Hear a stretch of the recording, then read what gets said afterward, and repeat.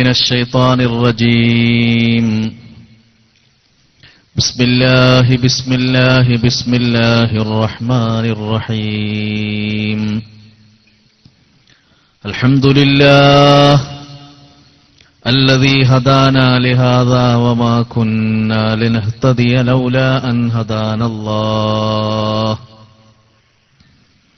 وأشهد أن لا إله إلا الله.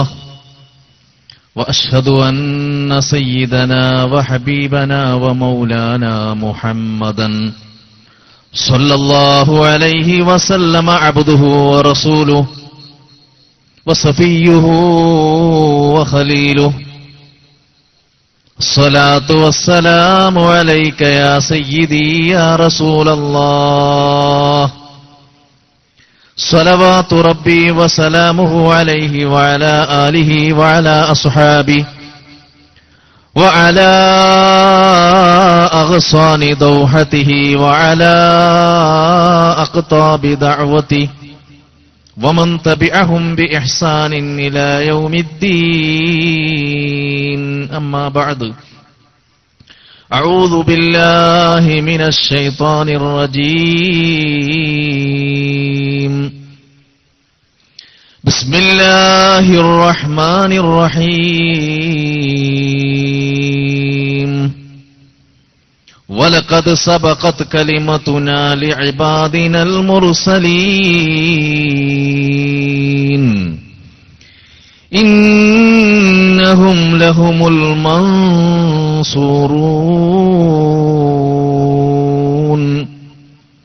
وإن جندنا لهم الغالبون. صدق الله العلي العظيم. ഈ വേദിയിൽ നിൽക്കുമ്പോൾ തന്നെ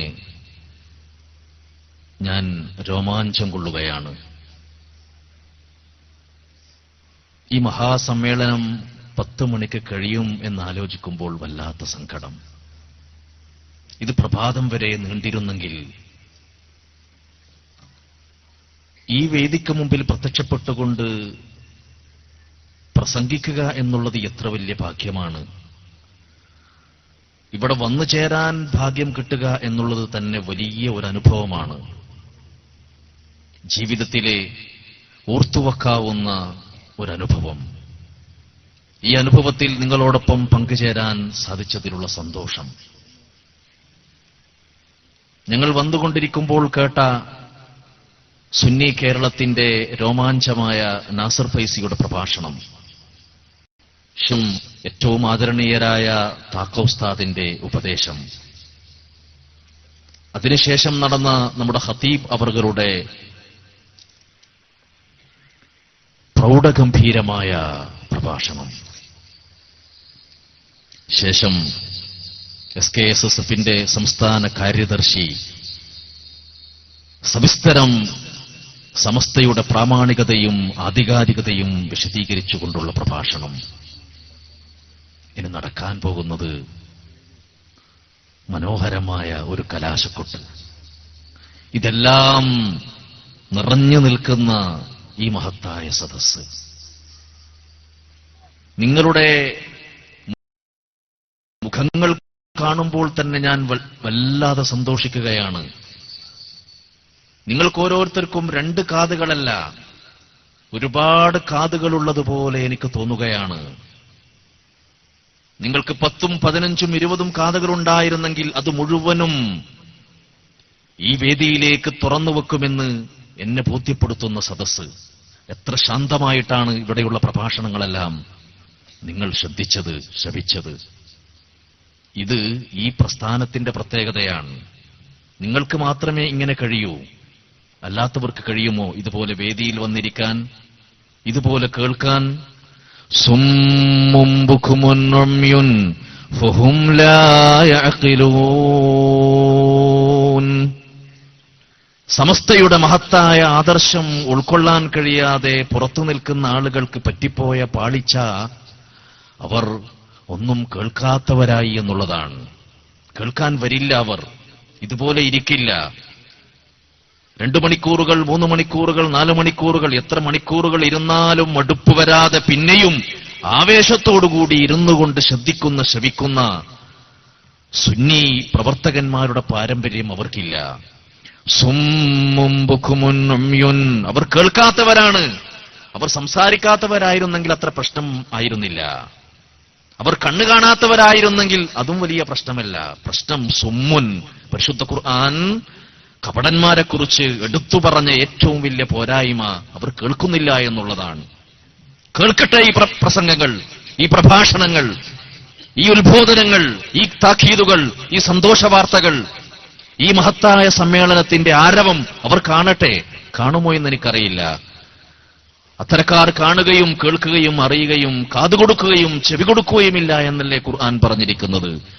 സുമ്മുൻ ബുക്മുൻ ഉമ്യുൻ ഫഹും ലാ യഅഖിലൂൻ. കാരണം അവർക്ക് ചിന്താശേഷിയില്ലല്ലോ. ചിന്ത എന്ന് പറയുന്നത്, ആലോചന എന്ന് പറയുന്നത് വളരെ പ്രധാനപ്പെട്ട സംഗതിയാണ്. പലതും ചിന്തിച്ചുകൊണ്ടാണ് നിങ്ങൾ ഈ സദസ്സിലിരിക്കുന്നത്. പല സന്ദേശങ്ങളും കൊണ്ടുപോകാൻ, ആവാഹിച്ചു കൊണ്ടുപോകാനാണ് നിങ്ങൾ വന്നിരിക്കുന്നത്. പുറത്തൊരുപാട് വാദങ്ങൾ, പ്രതിവാദങ്ങൾ, ആരവങ്ങൾ, ഒച്ചപ്പാടുകൾ, ബഹളങ്ങൾ നടക്കുന്നുണ്ട്. അവിടത്തേക്കൊന്നും പോകാതെ ഈ ശാന്തമായ സ്ഥിതിയിൽ വന്നത് ചിച്ചം ഇവിടെ നിന്ന് സ്വീകരിക്കാൻ വേണ്ടിയാണ്, കൊണ്ടുപോകാൻ വേണ്ടിയാണ്. നിങ്ങളുടെ കണ്ണുകളുടെ ജാലകങ്ങൾ തുറന്ന് ഞാൻ ഹൃദയത്തിലേക്ക് ഇറങ്ങിപ്പോകുന്നു. ഓരോരുത്തരുടെയും ഉള്ളിൽ വെളിച്ചം ഇറങ്ങിപ്പോകുന്നത് കാണാൻ എനിക്ക് കഴിയുന്നു. സമസ്തയുടെ വെളിച്ചം, ഇസ്ലാമിന്റെ വെളിച്ചം, ആദർശത്തിന്റെ വെളിച്ചം, മദീനയുടെ വെളിച്ചം, പുണ്യനബി അഷ്റഫുൽ ഖൽഖ് സയ്യിദുന വ ഹബീബുന മുഹമ്മദുർ റസൂലുള്ളാഹി സ്വല്ലല്ലാഹു അലൈഹി വസല്ലമയുടെ വെളിച്ചം. ഈ വെളിച്ചം ഇവിടെ നിന്ന് മാത്രമേ നമുക്ക് ലഭിക്കൂ. ഈ വെളിച്ചം സമസ്തയുടെ സദസ്സിൽ നിന്ന്, വേദിയിൽ നിന്ന്, പണ്ഡിതന്മാരിൽ നിന്ന്, നേതാക്കളിൽ നിന്ന് മാത്രമേ നമുക്ക് ലഭിക്കൂ. ഇത് വെളിച്ചം മാത്രമല്ല, ഇത് തെളിച്ചമാണ്. ഇത് മഹത്തായ പ്രകാശമാണ്. ഈ പ്രകാശത്തിന്റെ ജ്വാലകൾ കടന്നു വരുന്നത് മഹാനായ മർഹൂം ശംസുൽ ഉലമാ ഖദ്ദസല്ലാഹു സിർറുൽ അസീസ് തുടങ്ങിയ സാത്വികരായ പണ്ഡിതന്മാരിൽ നിന്നാണ്. മക്കയിലെ ജന്നത്തുൽ മുഅല്ലയിൽ അന്ത്യവിശ്രമം കൊള്ളുന്ന മഹാനായ മർഹൂം സയ്യിദ് അബ്ദുറഹ്മാൻ ബാഫഖി തങ്ങളുടെ ആ ചാരത്ത് നിന്നാണ്. മഹാനായ മർഹൂം വരക്കൽ മുല്ലക്കോയ തങ്ങളുടെ ആ പവിത്രമായ സ്ഥലത്ത് നിന്നാണ്. അങ്ങനെയുള്ള മഹാത്മാക്കളായ സാത്വികരായ സച്ചിരിതരായ പണ്ഡിതന്മാരിലൂടെ കടന്നുവരുന്ന വെളിച്ചത്തിന്റെ മഹാതെളിച്ചത്തിലാണ് നിങ്ങളിപ്പോൾ ഉള്ളത്. വല്ലാത്ത സായുജ്യം, വല്ലാത്ത സന്തോഷം. പ്രിയമുള്ളവരെ, സത്യവും അസത്യവും തമ്മിലുള്ള പോരാട്ടം ഇന്നലെയോ ഇന്നോ തുടങ്ങിയതല്ല. സമസ്ത ഒരു തുടർച്ചയാണ്. 100 വർഷം അല്ലെങ്കിൽ ഒരു നൂറ്റാണ്ട് പഴക്കമുള്ള ഒരു സംഘടന എന്ന് നമ്മൾ സമസ്തയെ വിശേഷിപ്പിക്കുന്നു. പക്ഷേ ഒരു നൂറ്റാണ്ടിന്റെ തുടക്കമല്ലാതെ 15 നൂറ്റാണ്ടിന്റെ തുടർച്ചയാണ്. മഹാന്മാരായ പണ്ഡിതന്മാർ, വിജുഹീഷുക്കളായ മഹാന്മാർ, സാത്വികരായിരുന്ന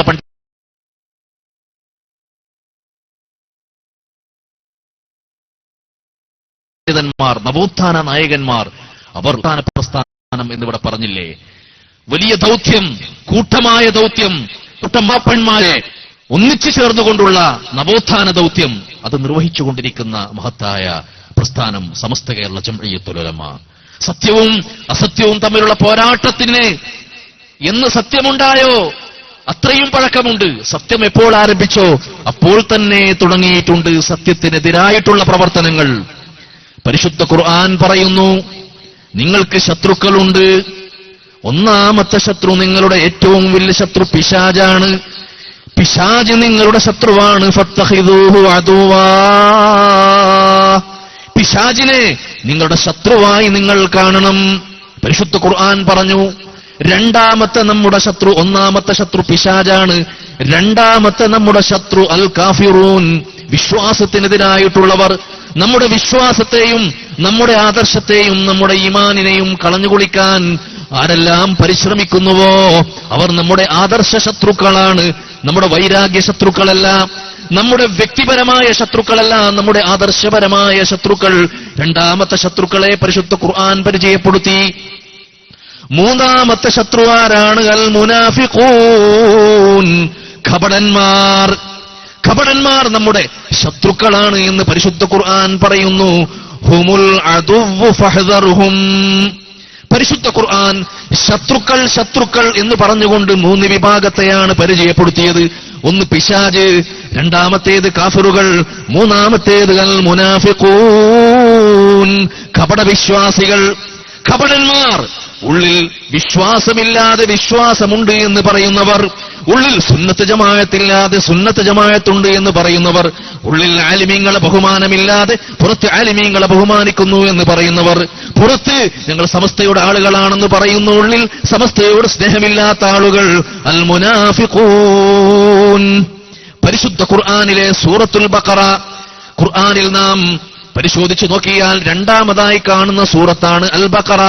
അൽ ബഖറ അവതരിച്ചത് മദീനയിലാണ്. മദീനയിൽ പുണ്യനബി സയ്യിദുനാ മുഹമ്മദുർ റസൂലുള്ളാഹ് നബി സല്ലല്ലാഹു അലൈഹി വസല്ലമ പരിശുദ്ധ മദീനയിലെത്തിയപ്പോൾ അവതീർണമായ സൂറത്താണ് അൽ ബഖറ. കാരണം നബി സല്ലല്ലാഹു അലൈഹി വസല്ലമ മക്കയിൽ നിന്ന് മദീനയിലെത്തിയപ്പോൾ ജനിച്ച ഒരു പുതിയ വിഭാഗം ശത്രുക്കളാണ് മുനാഫിക്കുകൾ.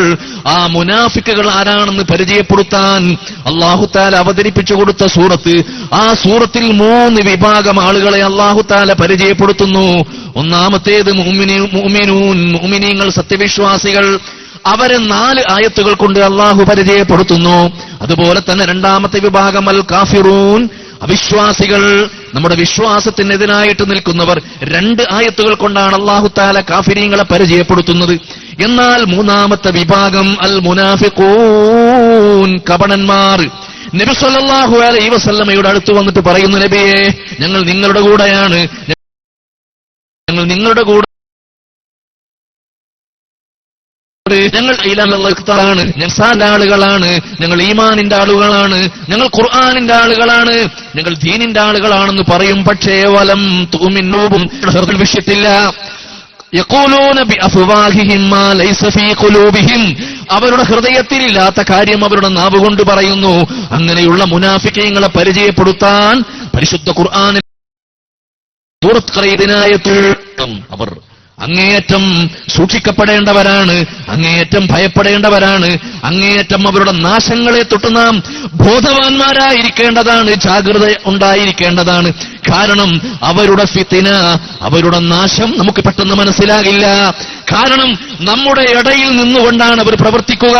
അവരുടെ വേഷം നമ്മുടെ വേഷമാണ്, അവരുടെ ഭാഷ നമ്മുടെ ഭാഷയാണ്, അവരുടെ പ്രഭാഷണം നമ്മുടെ പ്രഭാഷണമാണ്, അവരുടെ ആദർശം നാവുകൊണ്ട് നമ്മുടേതാണ്, അവരുടെ രൂപങ്ങളെല്ലാം ഭാവങ്ങളെല്ലാം നമ്മുടേതായിരിക്കും. പക്ഷേ അവർ നമ്മുടെ വിശ്വാസവും ആദർശവും പ്രവർത്തനവും ചിന്തയും വികാരവും മനസ്സുകൊണ്ട് ഉൾക്കൊണ്ടവരല്ല. അതുകൊണ്ട് തന്നെ അവരെ നിങ്ങൾ ഗൗരവത്തോടുകൂടി കാണണം. അവരെക്കുറിച്ച് നിങ്ങൾ ബോധവാന്മാരാകണം, ജാഗ്രതയുണ്ടാകണം. അവർ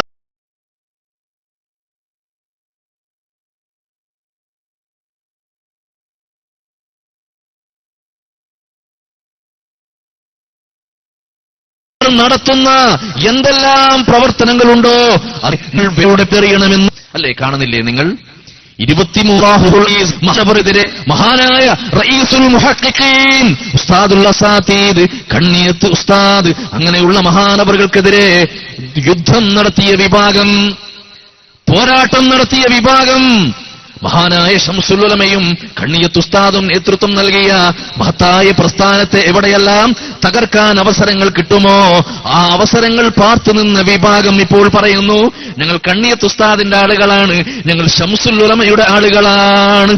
യഖൂലൂന ബിഅഫ്വാഹിഹിം മാ ലൈസ ഫീ ഖുലൂബിഹിം, അവർ നാവ് കൊണ്ട് വെറുതെ പറയുകയാണ്. അവർ ഉള്ളിൽ ശംസുൽ ഉലമയുടെ ശത്രുക്കളാണ്, അവർ ഉള്ളിൽ മഹാനായ മർഹൂം കണ്ണിയത്ത് ഉസ്താദിന്റെ ശത്രുക്കളാണ്. ഇപ്പോൾ പറയുന്നു ഞങ്ങൾ ആരാണ്? കണ്ണിയത്ത് ഉസ്താദിന്റെ ആളുകളാണ്, കണ്ണിയത്ത് ഉസ്താദിനെ ഞങ്ങൾ ബഹുമാനിക്കുന്നു, ശംസുൽ ഉലമയെ ഞങ്ങൾ ബഹുമാനിക്കുന്നു.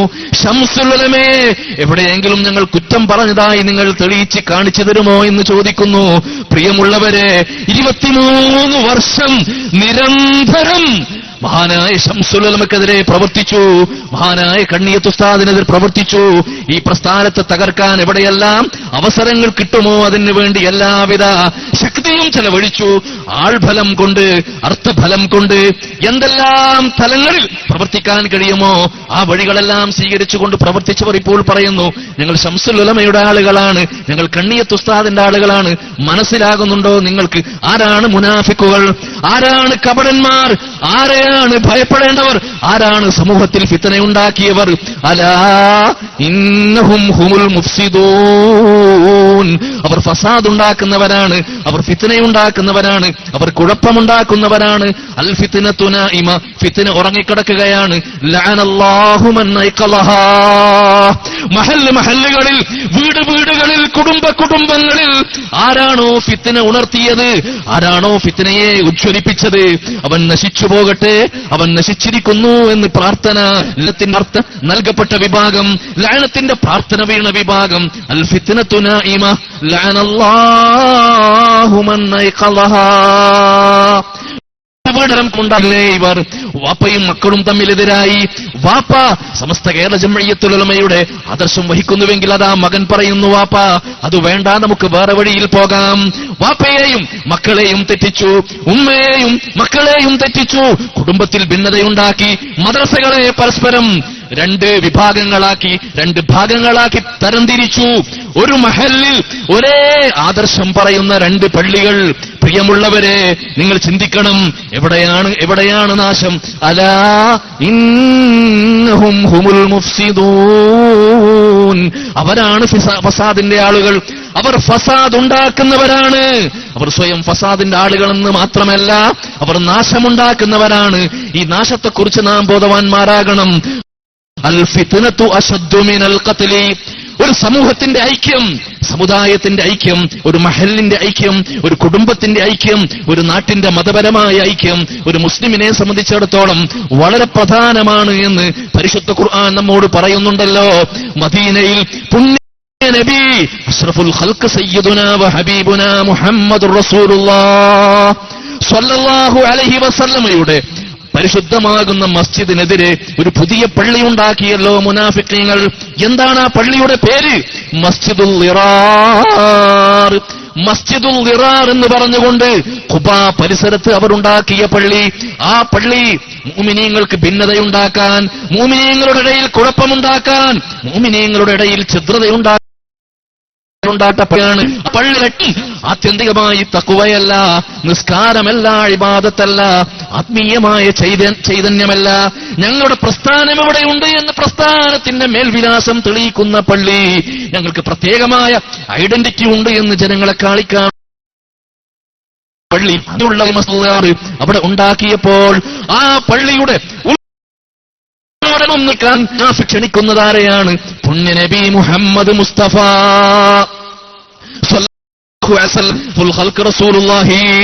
സല്ലല്ലാഹു അലൈഹി വസല്ലമയുടെ അടുത്ത് വന്നിട്ട് പറയുന്നു, നബിയെ, ഈ പള്ളിയൊന്ന് ഉദ്ഘാടനം ചെയ്തു തരുമോ? അള്ളാഹുവിന്റെ റസൂല് ഈ അപേക്ഷ കേട്ടപ്പോൾ തൽക്കാലം സമ്മതിച്ചു. അവരുടെ വാദം ഇത് പള്ളിയാണ് എന്നുള്ളതാണ്, ഇബാദത്തിന് വേണ്ടിയാണ്, തഖ്വക്ക് വേണ്ടിയാണ് എന്നവർ ബാഹ്യമായി നാവുകൊണ്ട് പറയുന്നു. പക്ഷേ അള്ളാഹു തിരുത്തി കൊടുക്കുന്നു. ആരെ? പുണ്യ നബി അഷ്റഫുൽ ഖൽഖ് റസൂലുള്ളാഹി സ്വല്ലല്ലാഹു അലൈഹി വസല്ലമ നബിയോട് പറയുന്നു, നബിയേ ലാ തഖും ഫീഹി അബദ. അവിടെ പോകാൻ പാടില്ല, നിസ്കരിക്കാൻ പാടില്ല. ലമസ്ജിദുൻ മുസ്സിസ അലത് തഖ്വ.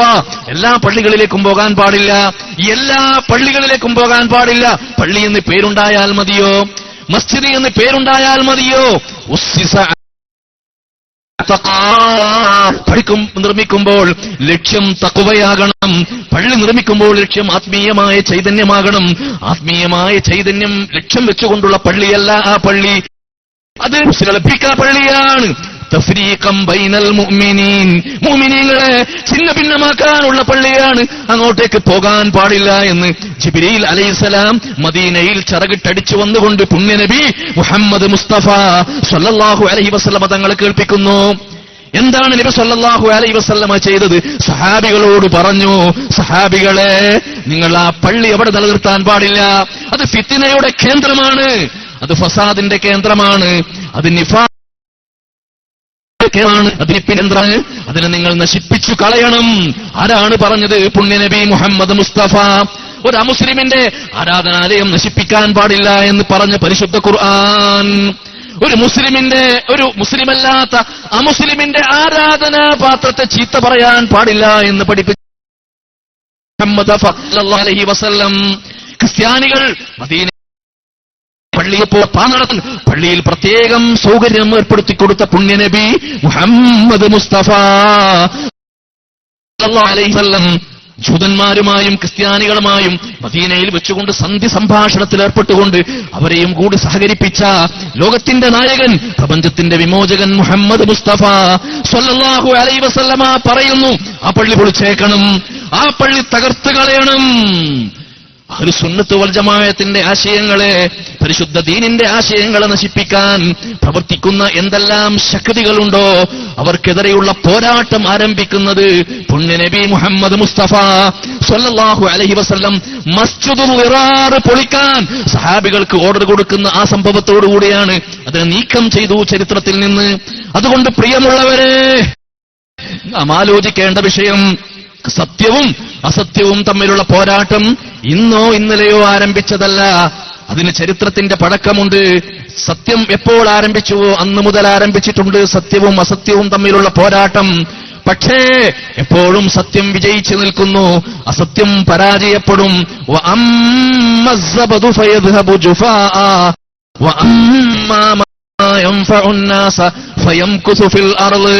നുര പോലെയുള്ളത് വലിയ ആരവങ്ങളായിട്ട് വരും, പക്ഷേ അത് വന്നതുപോലെ പോകും. വലിയ ഒച്ചപ്പാടുകളാണ്, വലിയ ബഹളങ്ങളാണ്, ആരവങ്ങളാണ്, ആഘോഷങ്ങളാണ്. പക്ഷേ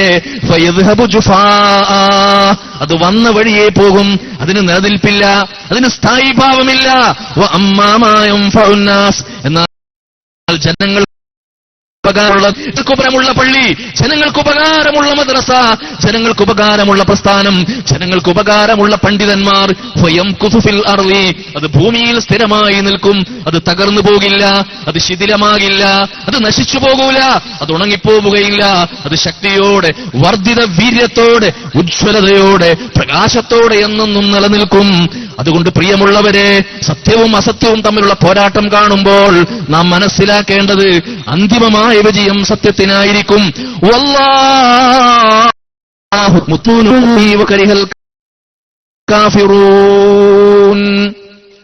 അല്ലാഹു അവന്റെ പ്രകാശത്തെ പൂർത്തീകരിക്കും, സത്യത്തെ അല്ലാഹു തആല വിജയിപ്പിക്കും. താനെ വിജയിപ്പിക്കുകയല്ല, സത്യം വിജയിക്കുന്നത് കാണുമ്പോൾ മുഖത്ത് ബേജാറ് കാണുന്ന, മുഖത്ത് ബേജാറ് പ്രത്യക്ഷപ്പെടുന്ന, മുഖത്ത് അസ്വസ്ഥതകൾ ഉണ്ടാകുന്ന ഒരു വിഭാഗം സത്യത്തിന്റെ എതിരാളികളെ മുന്നിൽ നിർത്തിക്കൊണ്ട് തന്നെ അല്ലാഹു സത്യത്തെ വിജയിപ്പിക്കും. വല്ലാഹു മുത്തിമ്മു നൂരിഹി വലൗ കരിഹൽ കാഫിറൂൻ. സത്യം വിജയിച്ചു നിൽക്കുന്നത് കാണുമ്പോൾ, സത്യം ഉജ്ജ്വലമായി മുന്നേറും സത്യത്തിനെതിരാൾ വിചാരിക്കുന്നു, പടച്ചവനെ സത്യം വിജയിച്ചു പോവുകയാണല്ലോ, ശരി വിജയിച്ചു പോവുകയാണല്ലോ, ഞങ്ങൾ ഇറക്കിയതെല്ലാം പരാജയപ്പെട്ടു പോവുകയാണല്ലോ, നിങ്ങളുടെ വാദങ്ങളെല്ലാം പാറയിൽ എറിഞ്ഞ പളുങ്കുപോലെ ചിന്ന ഭിന്നമാവുകയാണല്ലോ, ഞങ്ങൾ വിളിച്ചതെല്ലാം വ്യാജമാണെന്ന് തെളിഞ്ഞു വരികയാണല്ലോ.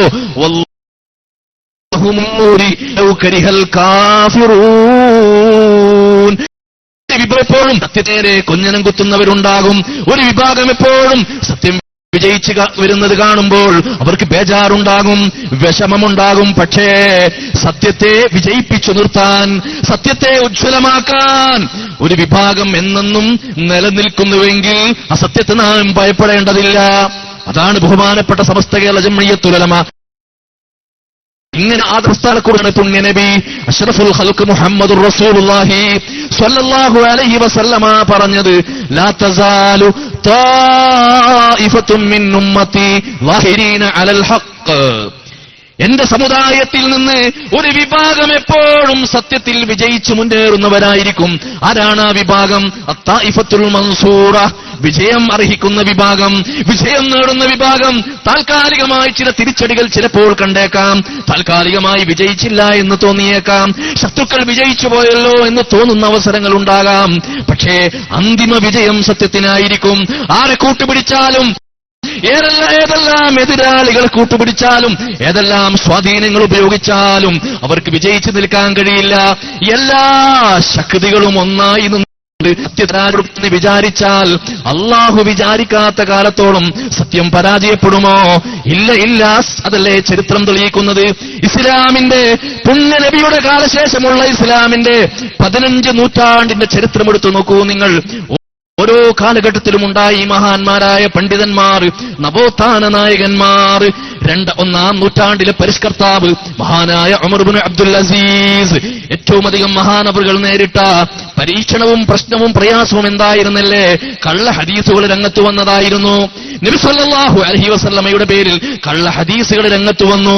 നബി പറയാത്ത ഹദീസ് പറഞ്ഞു എന്ന് പറഞ്ഞുകൊണ്ട് ആ കാലത്ത് ചില ആളുകൾ പുതിയ ചില ഹദീസുകളാണെന്ന് പറഞ്ഞുകൊണ്ട് വ്യാജ ഹദീസുകൾ കൊണ്ടുവന്നപ്പോൾ അതിനെ ധീരമായി നേരിട്ട് ഹദീയുടെ ക്ലിയറൻ നേതൃത്വം നൽകിയ മഹാനായ പരിഷ്കർത്താവ് ഇസ്ലാമിന്റെ ഒന്നാമത്തെ മുജദ്ദിദ് ഉമർ ഇബ്നു അബ്ദുൽ അസീസ് മഹാനവറുകൾ ആ ദൗത്യം നിർവഹിച്ചു. എന്താ പറയുന്നത്? റസൂലുള്ളാഹിയെ പറയുന്നത്. അതുകൊണ്ട് കള്ള ഹദീസ് പറയുന്നവരെ കുറിച്ച് മൗനം പാലിച്ചുവോ ഉമർ ഇബ്നു അബ്ദുൽ അസീസ്? ഇല്ല. റസൂലുള്ളാഹി സ്വല്ലല്ലാഹു അലൈഹി വസല്ലമയുടെ പേരിൽ കള്ളം പറഞ്ഞാൽ, ഹദീസ് പറഞ്ഞാൽ, നബി സ്വല്ലല്ലാഹു അലൈഹി വസല്ലമ പറയാത്തത് പറഞ്ഞു എന്നാരെങ്കിലും പറഞ്ഞാൽ നബി സ്വല്ലല്ലാഹു അലൈഹി വസല്ലമയുടെ അതിനെയടിക്കേണ്ടത് പണ്ഡിത ധർമ്മമല്ലേ, പണ്ഡിത ദൗത്യമല്ലേ, തജ്ദീദിന്റെ ഭാഗമല്ലേ, മഹാന്മാരായ പൂർവിക മഹത്തുക്കൾ നിർവഹിച്ച ദൗത്യമല്ലേ, മഹാനായ ഉമർ ഇബ്നു അബ്ദുൽ അസീസ് നമുക്ക് കാണിച്ചു തന്ന മാതൃകയല്ലേ? ഒന്നാം നൂറ്റാണ്ടിലെ മുജദ്ദിദ് ഉമർ ഇബ്നു അബ്ദുൽ അസീസ്, രണ്ടാം നൂറ്റാണ്ടിലെ മുജദ്ദിദ് മഹാനായ ഇമാമുന ശഫഈ റളിയല്ലാഹു.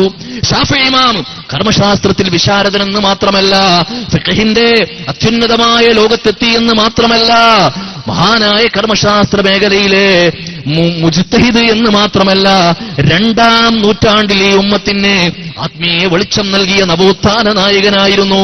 അന്ന് പിഴച്ചുപോയ പണ്ഡിതന്മാരുണ്ടായിരുന്നു. അന്നും രാജാക്കന്മാർക്കും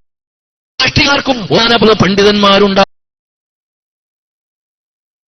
അതിങ്ങളിൽ കുറെ പലരും ചെന്നുകൊണ്ട് ഇത്തരം ആളുകളെ സുഖിപ്പിച്ചിരുന്ന പണ്ഡിതന്മാരുണ്ടായിരുന്നു. അത്തരം പണ്ഡിതന്മാർക്കെതിരെ സിംഹഗർജനമായിരുന്നു ഇസ്ലാമിന്റെ രോമാഞ്ചമായിരുന്ന ഇമാമുന ശാഫഈ റളിയല്ലാഹു അൻഹു. വലിയ ദൗത്യമായിരുന്നു മഹാനവറുകളും നിർവഹിച്ചിരുന്നത്. കള്ള പണ്ഡിതന്മാർ രംഗത്ത് വന്നപ്പോൾ ആ പണ്ഡിതന്മാരെ അടിച്ചിരുത്തി ബഹുമാനപ്പെട്ട ഇമാമുന ശാഫഈ. അതിനുശേഷം പിന്നീട് രംഗത്ത് വന്ന ഇമാമുന അബുൽ ഹസൻ അശ്അരി റളിയല്ലാഹു അൻഹു. സുന്നത്ത് ജമാഅത്തിന്റെ ആവേശമാണ് ഇമാം ഹസൻ അരി. 40 സുന്നിയിരുന്നില്ല. 40ാമത്തെ വയസ്സിലാണ് ബഹുമാനപ്പെട്ട ഇമാം അബുൽ ഹസൻ അശ്അരി സുന്നിയാകുന്നത്. അതുവരെ 40 വയസ്സുവരെ പിഴച്ചവാദക്കാരനായിരുന്നു ഇമാം അബുൽ ഹസൻ അശ്അരി. കാരണം ഉസ്താദ് പിഴച്ചുപോയ ആളായിരുന്നു. പിഴച്ചുപോയ ഉസ്താദിൽ നിന്ന് വിജ്ഞാനം പഠിച്ചതിന്റെ പേരിൽ 40 വയസ്സുവരെ ആ മാർഗം വയസ്സിലാണ് സത്യം മനസ്സിലായി. 40ാമത്തെ വയസ്സിൽ തന്റെ നാട്ടിലെ പള്ളിയിലെ മിമ്പറിന്റെ മുകളിൽ കയറി നിന്നുകൊണ്ട് അറഫനി ഫഖദ് അറഫനി വമൻ ലം യഅരിഫനി ജനങ്ങളെ, എന്നെപ്പറ്റി നിങ്ങൾ മനസ്സിലാക്കിയത് ഞാൻ മുബത്തദികാരനാണ്, ഞാൻ പടച്ചവനാണ്, ഞാൻ സുന്നത്ത് ജമാഅത്തിൽ നിന്ന് പുറത്തുപോയവനാണ്. എന്നാൽ ഇന്നു മുതൽ നിങ്ങൾ മനസ്സിലാക്കുക, ഞാൻ സുന്നിയായിരിക്കുന്നു, ഞാൻ സുന്നത്ത് ജമാഅത്തിന്റെ വക്താവായിരിക്കുന്നു. ഞാൻ ഇമാം ഷാഫിഈയുടെ മാർഗത്തിലാണ്, ഉമർ ഇബ്നു അബ്ദുൽ അസീസിന്റെ മാർഗത്തിലാണ്, അബൂ ഹനീഫയുടെ മാർഗത്തിലാണ്, അങ്ങനെയുള്ള സാത്വികരായ മഹാന്മാരായ പണ്ഡിതന്മാരുടെ മാർഗത്തിലാണ്, അവരോടൊപ്പമാണ് ഞാനെന്ന് പറഞ്ഞുകൊണ്ട് ഇമാം അശ്അരി സുന്നത്ത് ജമാഅത്തിന് വേണ്ടിയുള്ള തന്റെ പടയോട്ടം ആരംഭിക്കുന്നു. അങ്ങനെ 500 വാള്യങ്ങളിൽ പരിശുദ്ധ ഖുർആനിന് വ്യാഖ്യാനം എഴുതി ഇമാം അശ്അരി.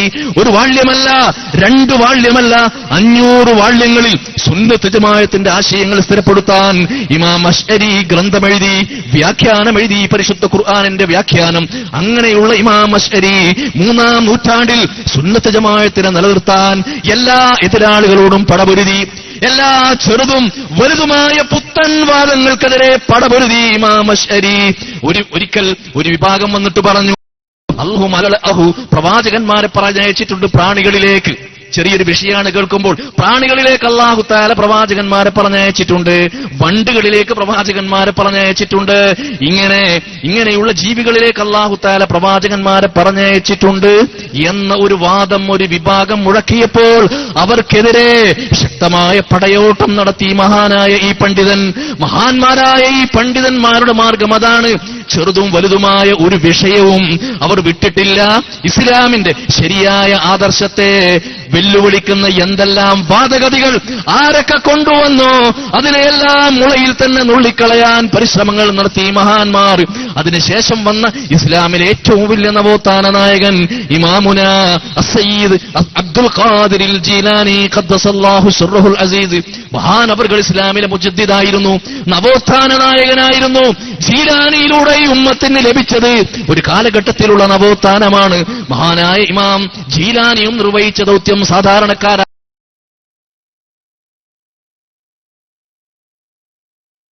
ജനങ്ങൾ പല വഴികളിലേക്കും തെറ്റിപ്പോവുകയാണ്. കണ്ടില്ലേ, ഇപ്പോൾ സാധാരണക്കാരായ പലരെയും തെറ്റിക്കാൻ വേണ്ടി ശ്രമിക്കുന്നു. അവരുടെ അത്തയെ ചൂഷണം ചെയ്യുന്നു, അവരുടെ തഖ്വയെ ചൂഷണം ചെയ്യുന്നു, അവരുടെ മതബോധത്തെ ചൂഷണം ചെയ്യുന്ന ഒരു കാലമാണ് ജീലാനിയുടെ കാലഘട്ടം. ആ കാലഘട്ടത്തിൽ ഒരുപാട് വാദമുഖങ്ങൾ വന്നുകൊണ്ട് സാധാരണക്കാരായ ജനങ്ങളെ ശരിയായ മാർഗത്തിൽ നിന്ന് പിഴപ്പിക്കുവാൻ പല ആളുകളും പല പണ്ഡിത വേഷധാരികളും രംഗത്ത് വന്ന സന്ദർഭം ശരിയായ അഹ്ലുസുന്നത്ത് വൽ ജമാഅത്തിന്റെ പാതയിലേക്ക്, ആത്മീയതയുടെ പാതയിലേക്ക്, തസവൂഫിന്റെ വഴിയിലേക്ക്, ഇഹ്സാനിന്റെ വഴിയിലേക്ക്, തസ്കിയത്തിന്റെ വഴിയിലേക്ക്, തൗബയുടെ വഴിയിലേക്ക് ജനങ്ങളെ ക്ഷണിച്ച മഹാനായ ഇസ്ലാമിന്റെ പരിഷ്കർത്താവും നവോത്ഥാന നായകനുമാണ് ശൈഖ് മുഹയ്യിദ്ദീൻ അബ്ദുൽ ഖാദിർ ജീലാനി ഖദ്ദസല്ലാഹു സിർറുൽ അസീസ്. മഹാനവറുകൾ ജനങ്ങളെ പഠിപ്പിച്ചു, ജനങ്ങളെ രണ്ട് കാര്യം ഭയപ്പെടണം. അഷ്റഫുൽ ഖൽഖ് റസൂലുള്ളാഹി സ്വല്ലല്ലാഹു അലൈഹി വസല്ലം തങ്ങൾ ഏറ്റവും വലിയ നാശമായി പറഞ്ഞ രണ്ട് കാര്യം, എന്റെ സമുദായത്തിന് ഏറ്റവും വലിയ നാശമായി വരാൻ പോകുന്ന രണ്ട് വിഭാഗം ആളുകൾ ആരാണെന്നറിയുമോ? ഒരു വിഭാഗം പണ്ഡിതന്മാർ, ആലിമുൻ ഫാജിറുൻ, തമ്മാടിത്തം ചെയ്യുന്ന പണ്ഡിതനാണ്, വേഷം പണ്ഡിതന്റെ വേഷമാണ്, പ്രവർത്തനം പണ്ഡിതന്റെ പ്രവർത്തനമാണ്. ബാഹ്യമായ രൂപങ്ങൾക്ക് കുഴപ്പമില്ല, പക്ഷേ എന്താണ് അവർ ആ പാണ്ഡിത്യം ഉപയോഗപ്പെടുത്തിക്കൊണ്ട് ചെയ്യുന്നത്? ഫുജൂർ, തമ്മാടിത്തം ചെയ്യുകയാണ്. ബാഹ്യമായി അവർ ജനങ്ങളുടെ മുമ്പിൽ പണ്ഡിതൻ വേഷം ധരിക്കുന്നു, പക്ഷേ അവരുടെ പ്രവർത്തനങ്ങൾ ഫുജൂറുകളാണ്, തമ്മാടിത്തരങ്ങളാണ്, അധാർമികമായ പ്രവർത്തനങ്ങളാണ്, ഇസ്ലാമിന്റെ ആദർശങ്ങൾക്കെതിരാണ്. അങ്ങനെയുള്ള പ്രവർത്തനങ്ങൾ ചെയ്യുന്നവർ കാണുന്നില്ലേ? പണ്ഡിതന്റെ ദൗത്യമാണോ നിർവഹിച്ചുകൊണ്ടിരിക്കുന്നത്? രാഷ്ട്രീയ ചിന്തിച്ചു നോക്കൂ, കേരളത്തിലെയോ ഇന്ത്യയിലെയോ ഏതെങ്കിലും ഒരു മതസംഘടനയുടെ ചരിത്രത്തിൽ തെരഞ്ഞെടുപ്പ് വരുമ്പോൾ ഞങ്ങൾ ഇന്ന പാർട്ടിക്ക് വോട്ട് ചെയ്യുമെന്ന് 2-3 ദിവസം മുമ്പ് പ്രഖ്യാപിക്കാറുണ്ടോ? ഒരാഴ്ച മുമ്പ് പ്രഖ്യാപിക്കാറുണ്ടോ? തെരഞ്ഞെടുപ്പിന്റെ ഒരു ഭാഗമായിട്ട് അവരുടെ ശബ്ദം പുറത്തു വരാറുണ്ടോ? രാഷ്ട്രീയക്കാർ പണ്ഡിതന്മാരുടെ അടുത്ത് വരാൻ വേണ്ടിയിട്ട് എപ്പോഴെങ്കിലും പണ്ഡിതന്മാരോട് അവരുടെ വാതിലുകൾ തുറന്നു വെക്കാറുണ്ടോ? രാഷ്ട്രീയക്കാരെക്കാളും അധപ്പതിച്ചുകൊണ്ട് രാഷ്ട്രീയത്തിലിറങ്ങി രാഷ്ട്രീയത്തിന്റെ എല്ലാ ജീർണതകളെയും സ്വയം വാരിവലിച്ചുകൊണ്ട് പണ്ഡിത വേഷം ധരിച്ചുകൊണ്ട് പ്രവർത്തിക്കുന്ന ആളുകൾ ആലിമുൻ ഫാജിറുൻ, തമ്മാടിയായ പണ്ഡിതനെന്ന് അഷ്റഫുൽ ഖൽഖ് മുഹമ്മദുർ റസൂലുള്ളാഹ്. എന്റെ ഭാഷയല്ല ഇത്, പരിശുദ്ധ ഖുർആനിന്റെ ഭാഷയാണ്. പണ്ഡിതനെ പട്ടിയോട് ഉപമിച്ചിട്ടില്ലേ പരിശുദ്ധ ഖുർആൻ? പഴച്ചുപോയ പണ്ഡിതനെ പട്ടിയോട് ഉപമിച്ചു പരിശുദ്ധ ഖുർആൻ. ബൽആം എന്ന് പറയുന്ന പണ്ഡിതന്റെ ചരിത്രം പറഞ്ഞപ്പോൾ അയാളുടെ പേര് പറയാതെ, അയാളുടെ പേര് പോലും പറയാൻ അർഹിക്കുന്നില്ല, മറിച്ച് അയാളെക്കുറിച്ച് ഒരു പട്ടിയെ നിങ്ങൾക്ക് പരിചയപ്പെടുത്തിക്കൊണ്ട്, ഒരു പട്ടിയോട് സാമ്യപ്പെടുത്തിക്കൊണ്ട് നിങ്ങൾക്ക് പരിചയപ്പെടുത്തി തരാമെന്നല്ലേ അല്ലാഹു തആല നമുക്ക് പറഞ്ഞു തന്നത്? പിഴച്ചുപോയ പണ്ഡിതനെ പട്ടിയോട് ഉപമിച്ചു പരിശുദ്ധ ഖുർആൻ, പിഴച്ചുപോയ പണ്ഡിതനെ കഴുതയോട് ഉപമിച്ചു പരിശുദ്ധ ഖുർആൻ. മസലുല്ലദീന ഹുമ്മിലുത് തൗറാത സുമ്മ ലം യഹ്മിലൂഹാ കമസലിൽ ഹിമാരി യഹ്മിലു അസ്ഫാറ. പിഴച്ചുപോയ പണ്ഡിതന്മാർ, ആ പണ്ഡിതന്മാർ ഏറ്റവും അധികം ഭയപ്പെടേണ്ടവരാണ് എന്ന് നമുക്ക് മഹാനായ റസൂലുള്ളാഹി. പ്രിയമുള്ളവരെ, സമസ്ത കേരള ജംഇയ്യത്തുൽ ഉലമയുടെ പണ്ഡിതന്മാരുടെ ചരിത്രം പറഞ്ഞില്ലേ? എത്ര വലിയ സാത്വികന്മാരാണവർ, ആദർശ വിശുദ്ധിയുള്ളവരാണവർ. ജീവിതം കൊണ്ടും മരണം കൊണ്ടും അവർ തെളിയിച്ച് കാണിച്ചു തന്നു. അവരുടെ പാത പവിത്രമാണ്. നിങ്ങൾ ചേർന്ന് നിൽക്കുന്ന പ്രസ്ഥാനത്തിന്റെ പവിത്രതയുടെ പരിശുദ്ധി ഈ വേദിയിൽ വെച്ചുകൊണ്ട് തിരിച്ചറിയാൻ നിങ്ങൾക്ക് കഴിഞ്ഞല്ലോ. രണ്ടാമത്തെ വിഭാഗമാരാണ് നാം ഭയപ്പെടേണ്ട? നബി സല്ലല്ലാഹു അലൈഹി വസല്ലമ താക്കീത് നൽകിയ രണ്ടാമത്തെ വിഭാഗം ആബിദുൻ ജാഹിലുൻ, വിവരമില്ലാത്ത ഇബാദത്തുകാരൻ. ഒരുപാട് ഇബാദത്ത് ചെയ്യുന്നുണ്ട്, ദിക്റിന്റെ സദസ്സിൽ പോകുന്നുണ്ട്, സ്വലാത്തിന്റെ സദസ്സിൽ പോകുന്നുണ്ട്, ബർക്കത്തെടുക്കാൻ വേണ്ടി പോകുന്നുണ്ട്, എല്ലാ പ്രവർത്തനങ്ങൾക്ക് വേണ്ടിയും കാശ് ചെലവാക്കുന്നുണ്ട്, പക്ഷേ അവന് വിവരമില്ല. ഇവിടെ പോയി കഴിഞ്ഞാൽ ബർക്കത്ത് കിട്ടുമോ ഇല്ലേ അവൻ അറിയില്ല. എല്ലാ സ്ഥലത്തും പോയി ചാടി വീണാൽ ബർക്കത്ത് കിട്ടുമെന്നാണ് വിചാരം. പ്രിയമുള്ളവരെ, ലഭിക്കില്ല. പുണ്യ നബി മുഹമ്മദ് മുസ്തഫ സ്വല്ലല്ലാഹു അലൈഹി വസല്ലമയുടെ ബർക്കത്ത് മുനാഫിക്കങ്ങൾക്ക് കിട്ടിയിട്ടുണ്ടോ? മുനാഫിക്കീങ്ങളുടെ നേതാവായിരുന്ന അബ്ദുല്ലാഹിബ്നു ഉബയ്യിബ്നു സലൂൽ മരണപ്പെട്ടപ്പോൾ അദ്ദേഹത്തിന്റെ മകനായ സ്വഹാബി അബ്ദുല്ലാ എന്ന് പറയുന്നവർ വന്നിട്ട് റസൂലുള്ളാഹിനോട് പറഞ്ഞു, റസൂലേ, എന്റെ വാപ്പ മരണപ്പെട്ടു പോയി, മുനാഫിക്കാണ് എന്നത് ശരിയാണ്. അതുകൊണ്ട് റസൂലേ, എന്റെ വാപ്പയല്ലേ, എനിക്ക് തങ്ങളൊന്ന് തങ്ങളുടെ കുപ്പായം തരുമോ? ഞാൻ എന്റെ വാപ്പാന്റെ മുകളിൽ നിന്ന് പുതപ്പിച്ചു കൊടുക്കട്ടെ, വാപ്പാന്റെ മയ്യത്തിന്റെ മുകളിലിടാൻ തങ്ങളുടെ കുപ്പായം ഒന്ന് തരുമോ എന്ന് മഹാനായ സ്വഹാബിയായ ഈ മുനാഫിക്കിന്റെ ഹബീബ് റസൂലുള്ളാഹി സ്വല്ലല്ലാഹു അലൈഹി വസല്ലമയോട് ആവശ്യപ്പെട്ടപ്പോൾ അല്ലാഹുവിന്റെ റസൂലിന്റെ ഏറ്റവും അടുത്ത അനുയായിയും ഏറ്റവും പ്രിയപ്പെട്ട ആളുമാണ് ഈ വ്യക്തി, ഈ മുനാഫിക്കിന്റെ മകൻ. ആ മുനാഫിക്കിന്റെ മകനോട് അബ്ദുല്ലാ എന്ന സ്വഹാബിയോട് റസൂലുള്ളാഹി പറഞ്ഞു, ഞാൻ തരാം, ഇതാ പിടിച്ചോളൂ എന്റെ കുപ്പായം. നബി സല്ലല്ലാഹു അലൈഹി വസല്ലമയുടെ ശരീരം സ്പർശിച്ച കുപ്പായമാണ് കൊടുത്തത്. ഉറപ്പല്ലേ ആ കുപ്പായമിട്ടാൽ പിന്നെ നരകത്തിലേക്ക് പോകില്ല എന്ന്? നബി സല്ലല്ലാഹു അലൈഹി വസല്ലമയുടെ ശരീരം സ്പർശിച്ച ഏതെങ്കിലും ഒന്ന് സ്പർശിച്ചാൽ അതിൽ അഗ്നി ബാധിക്കുകയില്ല എന്നുറപ്പല്ലേ? അതുകൊണ്ടല്ലേ അബ്ദുല്ലാ എന്നവർ ആവശ്യപ്പെട്ടത്. അങ്ങനെ ആ കുപ്പായം കൊടുത്തു. മാത്രമല്ല നബി സല്ലല്ലാഹു അലൈഹി വസല്ലമയോട് ഈ മകൻ പറയുന്നു, റസൂലേ, എന്റെ ഉപ്പാക്ക് വേണ്ടി ഒന്ന് മയ്യിത്ത് നിസ്കരിക്കണേ. നബി സല്ലല്ലാഹു അലൈഹി വസല്ലമ അതും സമ്മതിച്ചു, മയ്യിത്ത് നിസ്കാരവും സമ്മതിച്ചു. മയ്യിത്ത് നിസ്കാരം അതാ നടത്തി. മരിച്ചുപോയ മുനാഫിക്കിന് വേണ്ടി നബി സല്ലല്ലാഹു അലൈഹി വസല്ലമ പ്രാർത്ഥന നടത്തി. അപ്പോഴാണ് അതാ വരുന്നു, ചിറകട്ടടിച്ചു വന്നുകൊണ്ട് ജിബ്രീൽ അലൈഹിസ്സലാം അല്ലാഹുവിന്റെ സന്ദേശവുമായി വരുന്നു, നബിയേ, നിങ്ങൾ എന്ത് പ്രാർത്ഥിച്ചിട്ടും കാര്യമില്ല, നിങ്ങൾ എന്ത് കുപ്പായം കൊടുത്തിട്ടും കാര്യമില്ല, ഫലൻ യഗ്ഫിറല്ലാഹു ലഹും, അല്ലാഹു പുറത്തു കൊടുക്കൂല കേട്ടോ. ഇൻ തസ്തഗ്ഫിർ ലഹും 70 മറ, 10,000 വട്ടം നബിയെ നിങ്ങൾ ആ മുനാഫിക്കിന് വേണ്ടി പാപമോചനം തേടിയാലും അല്ലാഹു പുറത്തു കൊടുക്കില്ല. 70 മറ എന്ന് പറഞ്ഞാൽ അറബി ഭാഷയിൽ അതിന്റെ അർത്ഥം 70 പ്രാവശ്യം എന്നല്ല. അതിന്റെ ഖുർആൻ മുഫസ്സിറുകൾ എഴുതിയ അർത്ഥം വായിച്ചു നോക്കണം. 70 പ്രാവശ്യം എന്ന് പറഞ്ഞത് ആധിക്യത്തെ സൂചിപ്പിക്കാൻ വേണ്ടിയാണ്. എത്ര നിങ്ങൾ പാപമോചനം തേടിയാലും, എത്ര നിങ്ങൾ ഇസ്തിഗ്ഫാർ ചെയ്താലും ഫലൻ യഗ്ഫിറല്ലാഹു ലഹും, അല്ലാഹു പുറത്തു കൊടുക്കില്ല. ആർക്ക്? മുനാഫിക്കിന്. കുപ്പം കിട്ടിയുണ്ട് നരകം രക്ഷപ്പെടാൻ കഴിയുമോ? മുനാഫിക്കിന് റസൂലുള്ളാഹിന്റെ പ്രാർത്ഥന കിട്ടിയത് കൊണ്ട് അയാൾക്ക് നരകത്തിൽ നിന്ന് രക്ഷപ്പെടാൻ കഴിയുമോ? ഇല്ല, ഇല്ല. റസൂലുള്ളാഹിന്റെ ബർക്കത്ത് കിട്ടൂല. കാരണം മുനാഫിക്കാണ്. ഈമാനുള്ളവർക്ക് മാത്രമേ കിട്ടുകയുള്ളൂ, ഈമാനുള്ളവർക്ക് മാത്രമേ ഉപകാരം ചെയ്യുകയുള്ളൂ. ആബിദുൻ ജാഹിലുൻ, വിവരമില്ലാത്ത ഇബാദത്തുകാരൻ എന്തെല്ലാമോ കാട്ടിക്കൂട്ടുന്നു, എന്തെല്ലാമോ പ്രവർത്തിക്കുന്നു. അവിടെ പോയാൽ ബർക്കത്ത് കിട്ടും, ആ വെള്ളം കുടിച്ചാൽ ബർക്കത്ത് കിട്ടും, അതുകൊണ്ട് ഇന്ന് ഗുണം കിട്ടുമെന്നൊക്കെ വിചാരിച്ചുകൊണ്ട് പല സ്ഥലങ്ങളിലേക്കും പോകുന്നു. അത് റസൂലുള്ളാഹിന്റെ പേരിൽ പറയപ്പെടുന്നതല്ലേ? റസൂലുള്ളാഹിന്റെ പേരിൽ പറയപ്പെടുകയല്ലേ? ബർക്കത്ത് നഷ്ടപ്പെട്ടു പോകില്ലേ? പ്രിയമുള്ളവരെ, ഒരു സാധനം വ്യാജമാണെന്ന് സ്ഥിരപ്പെട്ടാൽ, വ്യാജമാണ് എന്ന് അത് കൊണ്ടു നടക്കുന്നവർ പോലും പറയുമ്പോൾ അതിന് പിന്നാലെ നാം കൂടിയിട്ട് നശിക്കണോ? നബി സല്ലല്ലാഹു അലൈഹി വസല്ലമ പറഞ്ഞില്ലേ, എന്റെ സമുദായത്തിലെ ഏറ്റവും വലിയ നാശകാരികൾ വിവരമില്ലാത്ത ഇബാദത്തുകാരാണ്. സമസ്ത നിങ്ങളെ പോകുന്നതിലാണ്, വിവരങ്ങളിലേക്കാണ്, സുന്നത്ത് ജമാഅത്തിന്റെ അറിവുകളിലേക്കാണ്, സുന്നത്ത് ജമാഅത്തിന്റെ അഖീദകളിലേക്കാണ്, യഥാർത്ഥ വഴിയിലേക്കാണ്, ആദർശത്തിന്റെ വഴിയിലേക്കാണ്. ഇമാം ബുഖാരി റളിയല്ലാഹു അൻഹു രേഖപ്പെടുത്തിയില്ലേ, സഹീഹുൽ ബുഖാരിയിലെ ഒരു ബാബ് തന്നെ, ബാബുൽ അൽ ഇൽമു ഖബ്ലൽ അമലി, എന്ത് കാര്യം പ്രവർത്തിക്കുമ്പോഴും അതിന്റെ മുമ്പ് നമുക്ക് എന്ത് വേണം? അറിവ് വേണം. നിങ്ങളൊരു സ്ഥലത്തേക്ക് പോയിട്ട് ആ സ്ഥലത്ത് ചെന്നുകൊണ്ട് ആ സംഭവവുമായി ബന്ധപ്പെടുന്നതിന് മുമ്പ് അതെന്താണെന്ന് നിങ്ങൾ അറിയണം, നിങ്ങൾ പഠിക്കണം. ഇവിടെ സൂചിപ്പിച്ചല്ലോ, പല മുടികളെക്കുറിച്ചും. ആ സ്ഥലങ്ങളിലേക്ക് നിങ്ങൾ പോകുമ്പോൾ, അതുമായി ബന്ധപ്പെടുമ്പോൾ, അതിനെ അംഗീകരിക്കുമ്പോൾ, അതിൽ ബർക്കത്തുണ്ട് എന്ന് നിങ്ങൾ കാണുമ്പോൾ ആദ്യമായി നിങ്ങൾ ആ വസ്തുവിനെ കുറിച്ച് പഠിക്കണം. അത് പഠിക്കാനാണ്, അത് പഠിപ്പിക്കാനാണ്, അത് ബോധവൽക്കരിക്കാനാണ്, അതിനെക്കുറിച്ച് ജനങ്ങളെ താക്കീത് നൽകാനാണ് ഇത്തരം പരിപാടികൾ സംഘടിപ്പിക്കുന്നത്. പ്രിയമുള്ളവരെ,